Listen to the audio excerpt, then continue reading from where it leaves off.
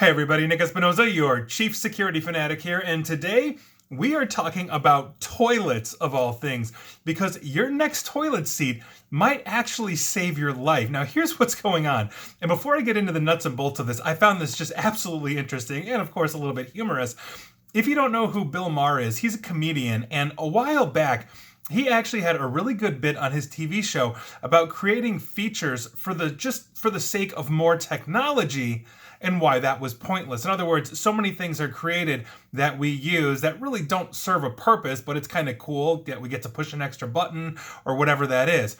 Basically, technological advancement in his eyes should serve some kind of purpose, and I think that's actually a really good point. A possible advancement that he actually mentioned when he was going through this bit was a smart toilet that could actually give you an accurate medical diagnosis.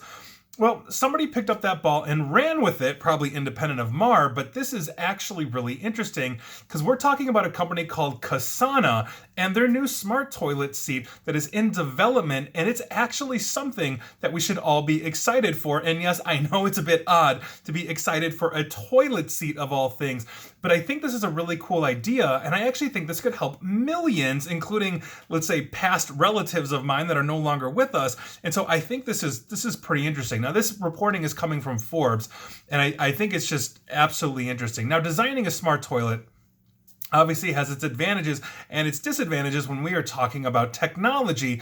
Toilet seats obviously have a lot of surface area, which means there's less need for miniaturization, which is essentially required for things like an iPhone or a Fitbit to fit all those sensors, into your smartwatch or your mobile phone. On the other hand, though, it turns out that your butt isn't the easiest part of your body to read.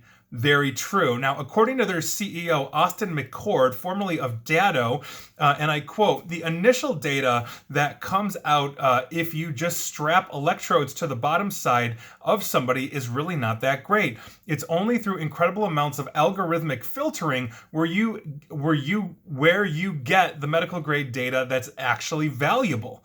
So in other words, they really have to fine tune the bejesus out of this, because you're not going to sit on a toilet seat and strap something onto your butt. It's got to be part of the toilet. And so there is this entire process that they have to create to really fine tune this, which is just fascinating. And this is where the actual founder, who is also the chief science officer, Nicholas Kahn, he comes into play here.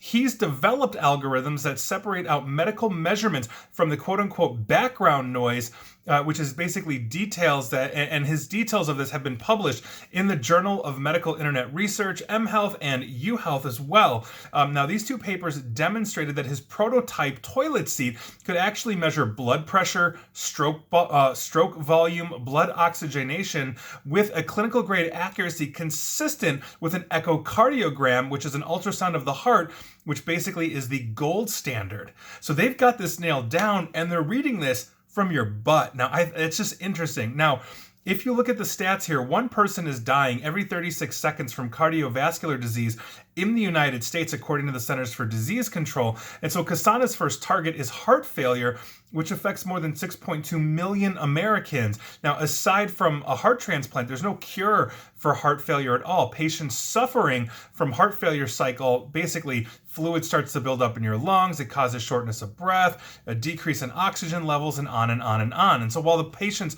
heart may inevitably decline, the hope is that regular monitoring can actually help slow down that downward spiral, because it gives you the chance to respond and try to have some maintenance on your failing heart. Now, one key metric here is stroke volume. That's the amount of blood that a person's heart pumps with each beat. Now, right now, the most common way to measure that, as I mentioned, is with an echocardiogram that must be performed in a physician's office. And so Kasana's goal is for doctors to be able to prescribe this toilet seat, which can then monitor your stroke volume at home. By keeping an eye on this data, doctors will be able to essentially intervene long before the symptoms get bad enough to essentially merit a hospital visit. And that, according to Kasana, that's really the secret sauce to the underlying database. And I'm going to get to that in a minute. Now, Kasana is pursuing FDA clearance for its smart toilet seat, which requires a company to rerun validation studies to measure the accuracy of their commercial device. And to quote CEO McCord,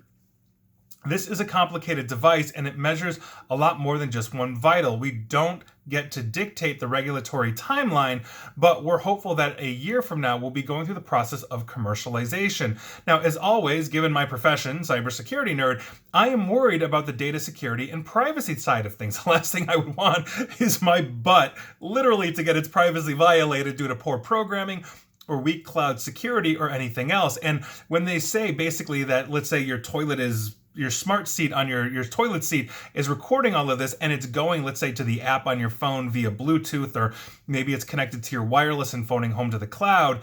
If your doctor is seeing that, how do they access this? How do we create that link? How do we ensure that security so that, let's say, Kasana's staff that is monitoring or managing this can actually read your data, per HIPAA compliance? So there is a lot that goes into this, but I think it's very promising technology. And if you have anyone in your life that's ever had a heart attack or a stroke, or has problems with things like blood oxygenation, I think this is a really good thing. And if they're able to do this, I think this is going to help a lot of people, because we don't always go to the doctor, but we all definitely go to the bathroom at least once a day, usually more. So I think this is a really good thing. I'd be curious to hear your thoughts on this, but I think this is a great example of actually filling a need for society with technological advancement. And so that's why we are talking about your butt and your toilet seat. It's a very important thing.